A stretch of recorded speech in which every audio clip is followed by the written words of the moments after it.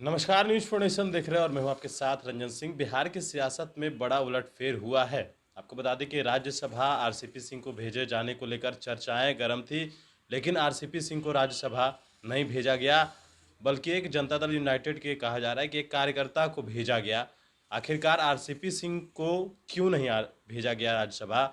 हालांकि कहा जाता है कि आरसीपी सिंह का पार्टी के ऊपर पकड़ है, लेकिन जो ललन फैक्टर था वो कहीं ना कहीं काम किया है। हम बात करेंगे, हमारे साथ पूर्व सांसद डॉक्टर अरुण कुमार हैं, साथ ही साथ लोक जनशक्ति पार्टी रामविलास के वरिष्ठ नेता भी हैं। क्या कहेंगे? देखिए, आप जो हमसे जानना चाहते हैं उस पर हम बोलना नहीं चाहते थे, क्योंकि उन लोगों की पार्टी का अंदरूनी मामला है। लेकिन जहाँ तक सवाल है, मैंने एक स्वतंत्र रूप में यदि पूछिएगा तो जो हुआ सो अच्छा हुआ। पार्टी, संगठन और सरकार दो चीज़ें होती है। सरकार अस्थाई नहीं होता है, संगठन अस्थाई होता है। और पार्टी में संगठन का काम जिस ईमानदारी से आरसीपी ने किया है वो किसी ने नहीं किया है। अब बाकी लोग जो हैं वो भले बने हुए हैं। हमारा दोनों से अच्छा रिश्ता नहीं, व्यक्तिगत, पूर्व अध्यक्ष से और वर्तमान अध्यक्ष से व्यक्तिगत तौर पर नहीं अच्छा रिश्ता है। लेकिन जहाँ तक इस डिसीजन का, आप कहिए कि बहुत कैलकुलेट करके चलते हैं, गणित गुना भाग जोड़ करते हैं नीतीश कुमार। हम समझते हैं कि नीतीश कुमार अपने लाइफ के पॉलिटिकल डिसीजन के सबसे बड़ा ब्लंडर उन्होंने किया है राज्यसभा न भेज करके। चूँकि संगठन पर कब्जा आरसीपी का है, सरकार के बदौलत संगठन पर हिस्सेदारी आप ले सकते हैं, माने नीतीश कुमार जी हिस्सेदारी ले सकते हैं संगठन पर। चूंकि कार्यकर्ताओं को पहली बार एहसास कराया आरसीपी ने कि ये पार्टी तुम्हारी है, कार्यकर्ताओं के लिए काम करेगी, कार्यकर्ता के पीछे खड़े हैं। यह चरित्र न नीतीश कुमार में है और न ललन सिंह में है। उनके आचरण में कार्यकर्ता बाजारू चीज है। कभी भी समता पार्टी से भी नीतीश कुमार, कभी वो किसी से हाथ भी गलती से मिला लिए तो 4-5 बार कोई बढ़िया डिटर्जेंट से हाथ धोते थे। नेता तो सब नीतीश कुमार को ही मानता है ना, जेडीयू में। अरे नेता तो जॉर्ज फर्नांडिस को ही नीतीश कुमार मानते थे ना। क्या हुआ जॉर्ज का? राजनीति में जब कोई गलती होती है तो उसका कई फलाफल होते हैं ना। नीतीश कुमार ने धोखा दिया जॉर्ज फर्नांडिस को, शरद यादव को बनाया, फिर शरद यादव को धोखा दिया नीतीश कुमार ने, आरसीपी को बनाया। तो उसका अवमूल्यन हो रहा था ना पार्टी का। कहाँ जॉर्ज फर्नांडिस, फिर शरद यादव, उसके बाद की स्थिति देखिए पार्टी का क्या हुआ, कैसे कैसे अध्यक्ष हुए।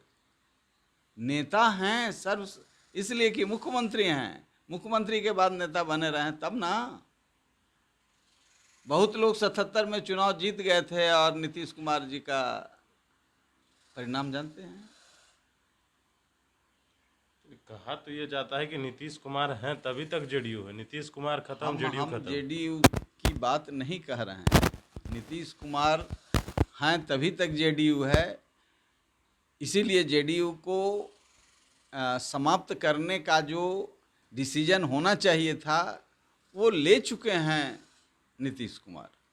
वो चाहे गुस्से में लिए हों, चाहे दबाव में लिए हों, चाहे जिन कारणों से लिए हों। लेकिन मुझे स्वतंत्र इसका एनालिसिस करने के लिए कहिएगा तो मैं कहता हूं कि एक ब्यूरोक्रेट को इस लेवल पर जा कर के संगठन करने का काम, यशवंत सिन्हा को मैंने देखा था भाजपा में, वो किए यहाँ के अध्यक्ष बन करके।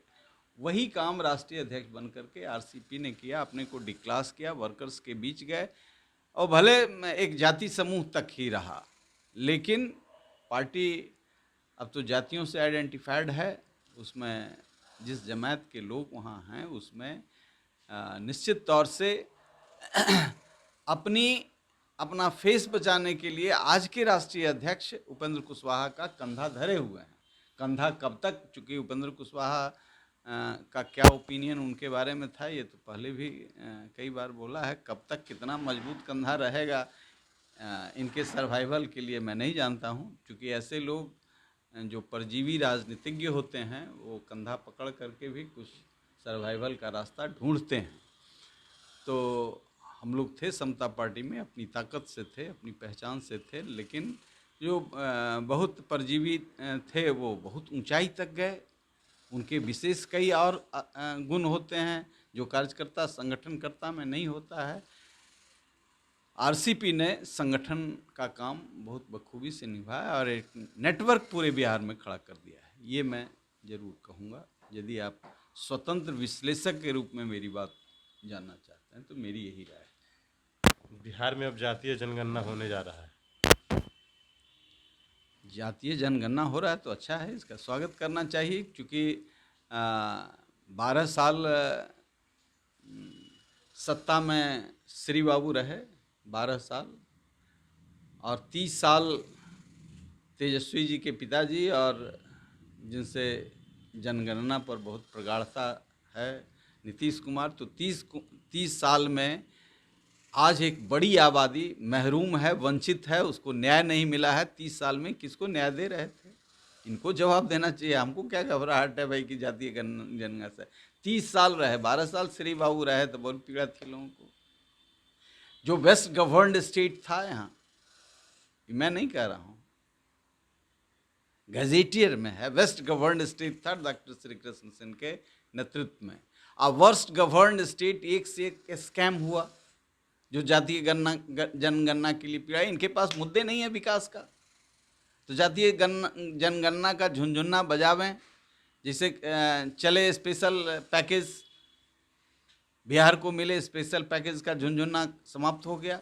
क्योंकि अब सत्ता के हिस्सेदार हैं, नहीं ले सके, चुप हैं, 15 साल लोगों को भरमाया।